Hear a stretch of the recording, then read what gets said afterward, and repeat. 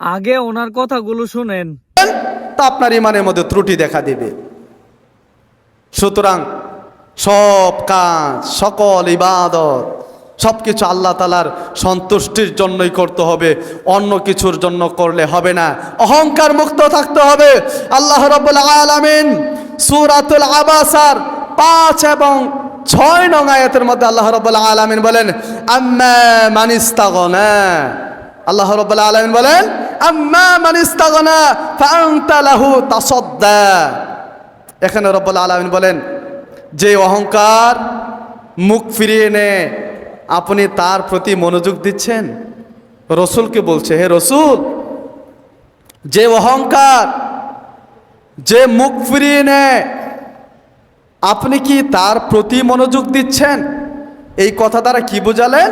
ওই যে ধনীদেরকে দাওয়াতের কাজ করলেন এবং অন্ধ ব্যক্তি যখন উপস্থিত হলেন, অন্ধ ব্যক্তির দিকে তাকিয়ে ভ্রু কুচকালেন, এটা বুঝালেন যেটা আমি পছন্দ করলাম না। তখন আল্লাহ রাব্বুল আলামিন নবীকে শিক্ষা দিচ্ছেন, নবীর মাধ্যমে তাম বিশ্বের সমগ্র মুসলিম জাতিদেরকে শিক্ষা দিচ্ছেন, এটা যে অহংকার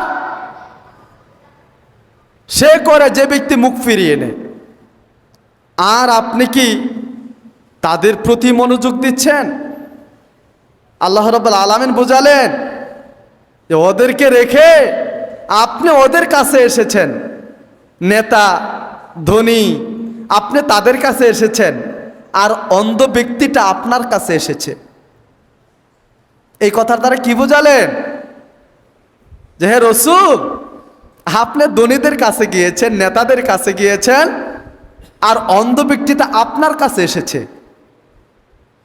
সুতরাং এখানে ভ্রু কুচকানো নয়, আল্লাহ তাআলা বুঝালেন তাকেই আপনি গ্রহণ করুন, অন্ধ ব্যক্তিটাকেই গ্রহণ করুন। কারণ অন্ধ ব্যক্তিটা আপনার কথা মেনে নিতে পারে, সে পরিশুদ্ধ হতে পারে, সে জান্নাতের পথ খুঁজে নিতে পারে। সেই জন্য রসুলকে বললেন যে আপনি অহংকার যারা মুখ ফিরিয়ে নেয় তাদের দিক মনোযোগ দিয়েন না, এটা আল্লাহ তাআলা বোঝালেন। এবং বললেন, যে ব্যক্তি আপনার উপর উপস্থিত হয়েছে